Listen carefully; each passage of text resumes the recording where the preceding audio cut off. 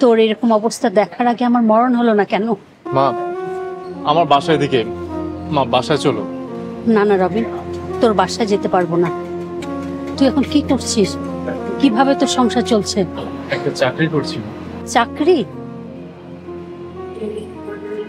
রবিন বাবা, তুই বাসায় ফিরে আয়।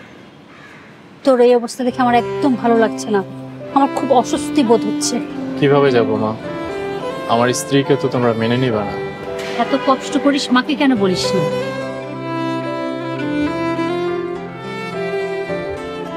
টাকাগুলো ধর, শুধু তোর বাবা যেন না জানে, আর বৌমাকেও বলিস না, তাহলে তুই অনেক ছোট হয়ে যাবি। ধর তো। না, বাবার টাকা তো আমি নিতে পারবো। আরে পাগল ছেলেটা, কেন তোর বাবার টাকা হতে যাবে? এটা তো আমার ফ্ল্যাটের ভাড়ার টাকা। মা, তুমি জানো না তুমি আমার কত বড় একটা উপকার করলে। গত মাসে বাসা ভাড়ার টাকা দিতে পারছিলাম না, আমাকে বাঁচালে মা। বাবারে, এই কষ্টের চাকরিটা ছেড়ে দে।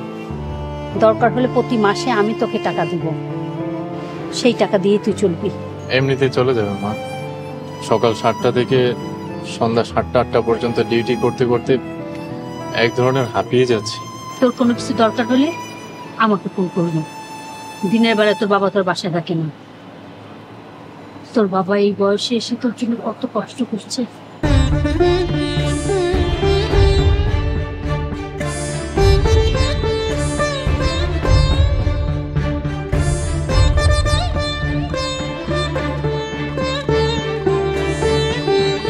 দরজা খুলতে এত সময় লাগে?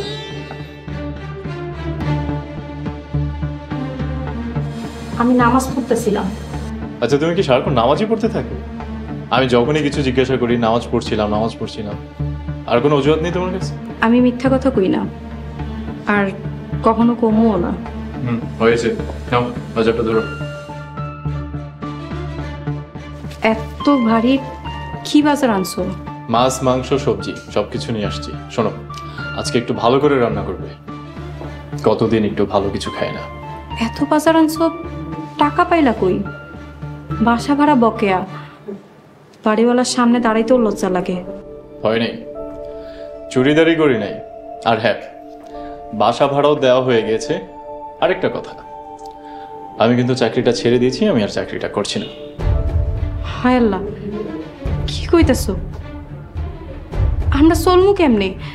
বাসা ভাড়া, বাজার, এই সব কিছু কেমনে দিবা? সংসারটা কে চালায়, তুমি না আমি? তুমি? তাহলে তোমাকে কোনো টেনশন করতে হবে না, আমার টেনশন আমাকেই করতে হবে।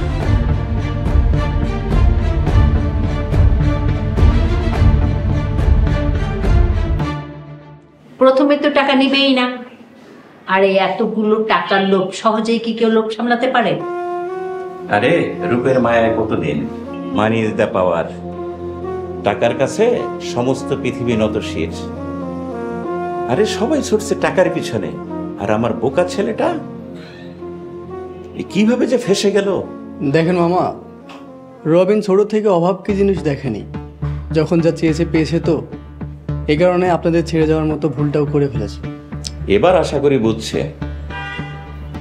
রুমানা ভাবির সাথে আমার কথা হলো, ওনারা তো এখনো রবিনের ব্যাপারে আগ্রহী।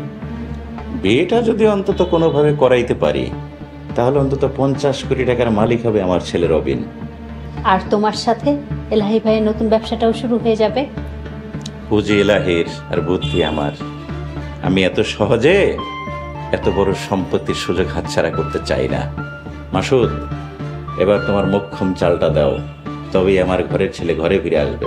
সেটা না হয় দিলাম, কিন্তু মামা মেয়েটার কি হবে? কি আর হবে? মেয়েটাকে 5-10 লাখ টাকা দিয়ে বিদায় করে দেবো, যেখানকার মেয়ে সেখানে চলে যাবে।